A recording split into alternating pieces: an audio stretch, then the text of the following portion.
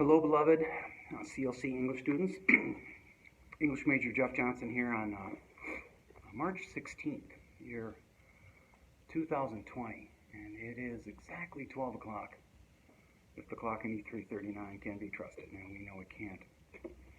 So, I'm not teaching yet. What I'm doing is just putting out a little hello, another hello, the second in a series of, hey, I'm here, I'm thinking about you, and scrambling for ways and ideas to move forward.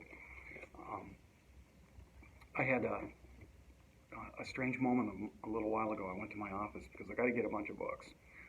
I'm going to need them. It's the reason I'm here. One of the reasons. And I thought back to the day I first checked into that office and how excited I was about it. And my first thought was, man, is this my last office?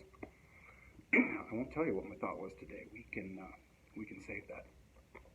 Well, here's what I want to do. I want to read you a poem, a brief one by Robert Hass, who I brought to this college in the year 2014, a complete sweetheart.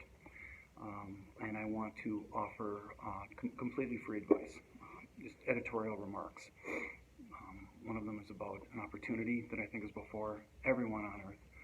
I want to make a comment about art, surprisingly, and beauty, and because Galen Honors Lit gave me permission to do it. I'm going to keep talking about serendipity because it's just kind of like, just never ends. None of this is an accident, even the horrible parts of it. Anyway, let's get started with a poem. Robert Hass, The Problem of Describing Trees. The aspen glitters in the wind, and that delights us. The leaf flutters, turning, because that motion in the heat of August protects its cells from drying out. Likewise, the leaf of the cottonwood. The gene pool threw up a wobbly stem, and the tree danced. No, the tree capitalized. No, there are limits to saying in language what the tree did. It's good sometimes for poetry to disenchant us. Dance with me, dancer. Oh, I will. Mountains, sky, the aspen, doing something in the wind. Can you believe that? A few of the thoughts I have, some things are starting to make sense to me. I haven't been able to explain to myself lately why I've been so preoccupied with the idea of the gaze, of human faces. And you might remember not too long ago, I read a poem that I wrote, the first poem I've written in 27 years about Dismas, the good thief, and his face.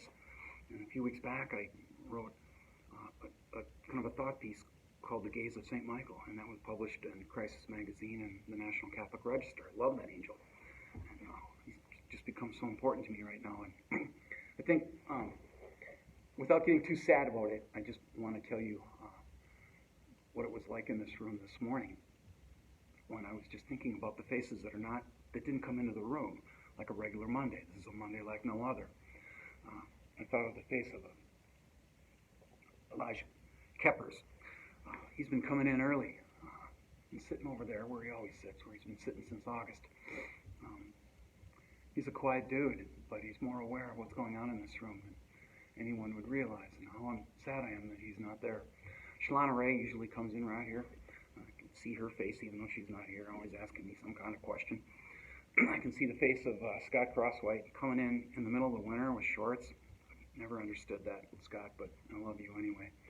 And just to name one other person in my 9 o'clock class, Anna Hebert has been saying hi to me. Good morning, actually. Good morning.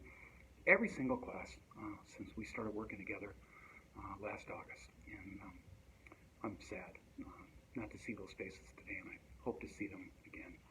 Free advice. For the record, I'm not teaching now. This is not teaching. I also told you that I had a better camera coming. Well, my boy's got that, my big boy, and he's going to bring it up this week, so you don't have to look at crap videos that I shoot with my iPhone. 3 quick things. I think everyone on earth has a tremendous opportunity that's never happened before. We're supposed to stay home. We're supposed to limit our travel. And everyone on earth has an opportunity to just stop, and turn around and maybe take a shot at answering the question that Socrates says is the only one that matters. That's Socrates. He was a Greek, one of the greatest philosophers ever. And his question was, he said, the only one that matters is, what is the condition of my soul? You've got some time to think about that. And I wish you luck compassing out an answer. And you've got a lot of time now. Item number 2, you've got an extra week of break, quite unlike me. I've got stuff to figure out. And another question I can put before you is, what are you going to do with all your time? I hope you don't spend it looking at your phone. I hope you don't spend it indulging in the crass entertainment products that are coming off both the East and the West Coast. I've said before, some of that music and some of those movies are okay, but you don't need them right now.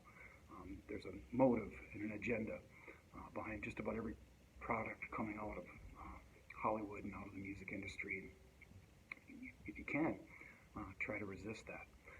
I have the hope that you can just keep trying to listen to me when I say, in times like these, what we need is opportunities to look at great art and to be inspired. And I'll help you with that. I've given you some great books, and I'm going to get you more. Listen to great music. Read beautiful literature. Think of that moment. Actually, Comp 2 students can think of the moment that I cite in the syllabus where Primo Levi was in that terrible concentration camp that he survived, Auschwitz. And you remember he was carrying soup with one of his students that he started teaching things to. And they had this big bucket of soup between them, and they're moving between prisoners, and it was the only way he could get out into the sunlight. And suddenly, while hauling the soup, he could suddenly summon what he had memorized years ago as a boy, which were some cantos from Dante's Inferno, cantos specifically about Odysseus and his last journey. And he was, in a pretty terrible spot, but art gave him some hope. Serendipity-wise, I'm still kind of freaking out. I am amazed that in the middle of the pandemic, I'm still teaching a course to Comp 2 on trauma literature. Great artists, writers, musicians, sculptors, painters, who somehow found a way to seek beauty in the face of the catastrophic. We got to do that too.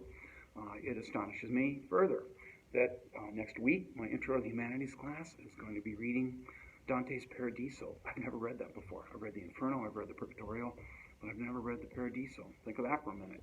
He wrote that in the 1400s when a plague was going on and there were 2 popes. Sound familiar? Absolutely astonishing.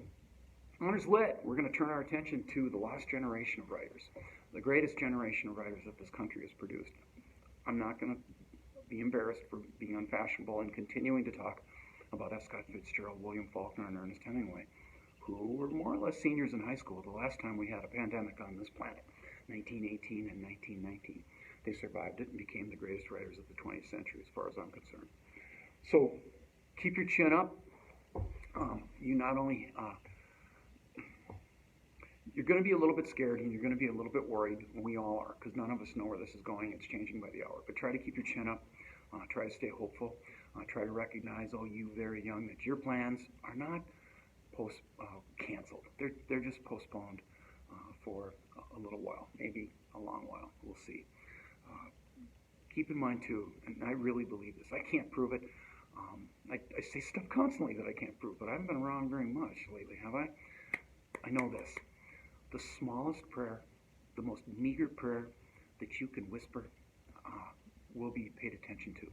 The smallest kindness that you can do to your friends and your family will be taken note of. The existentialists were wrong. Those guys are idiots. I'm sorry. If you dig them, we can still be friends and I still love you.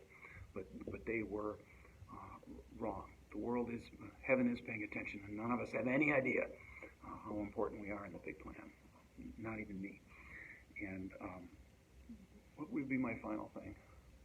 At least for today, Apocalyptic video number 2.